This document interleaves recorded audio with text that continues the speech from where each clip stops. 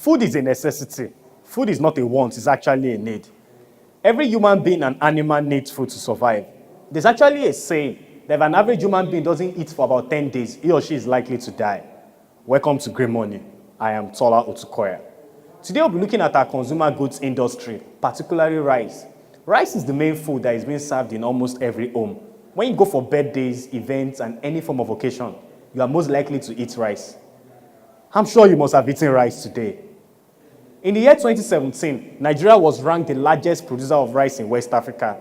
And in that same year, we were ranked the second largest importer of rice in the world. It's quite conflicting. How can you be the largest producer of rice in West Africa? And in that same year, you are the second largest importer of rice in the whole world. Who are we exporting this rice to? Is it that we can't produce sufficient rice to feed our own self? The answer is no. Because we produce rice and we export to other African countries like Benin Republic, Niger, and Chad. And we also export to other European countries because we have Nigerians in diaspora. Our consumption rate in Nigeria is about 7.9 metric tons of rice.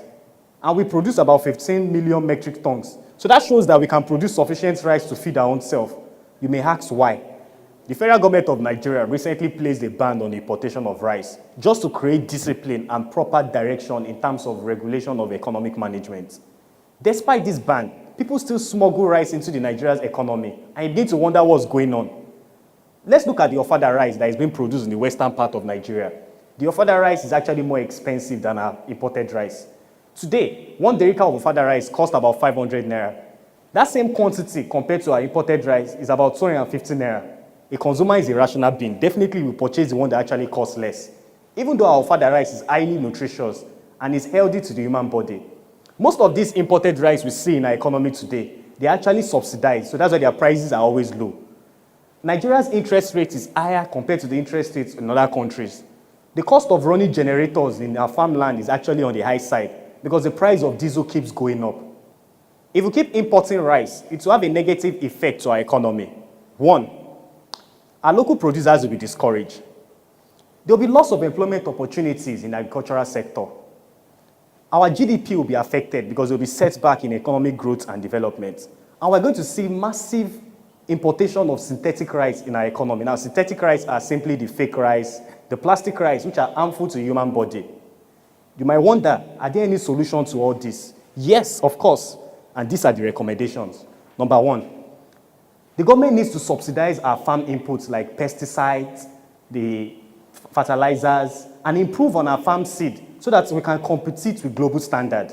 Also, the government needs to create the right kind of investment in terms of production, milling, and grading of our rice so that we can produce top quality rice to meet the demand of rice in Nigeria.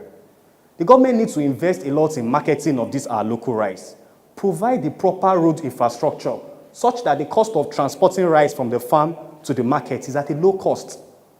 As a country, we need to quench our desire to consume this imported rice and encourage our local producers so that they can produce massive rice that will meet up with global standard. As a country, we need to create this impact in ourselves. We need to create this right motivation that we can produce what we can feed ourselves. Now, Nigeria has about 72 million hectares of land. And out of these 72 million hectares of land for agriculture, we've only maximized about 34 million hectares of land, leaving about 38 million hectares of land idle. I don't understand.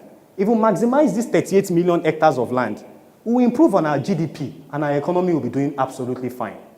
In conclusion, I won't say the government should entirely ban the importation of rice because Nigeria generates massive revenue from these import duties. But if these import duties can be used to create subsidy for our rice, our local rice will actually improve. In the year 2017, Nigeria spent about $1 billion to import rice. But that money can be used to subsidize the agricultural sector. Nobody wants to eat rice and eat stone with the rice. Our local producers should be encouraged, and they should be provided with the right automated technology to meet up with global standard in China, Thailand, and India.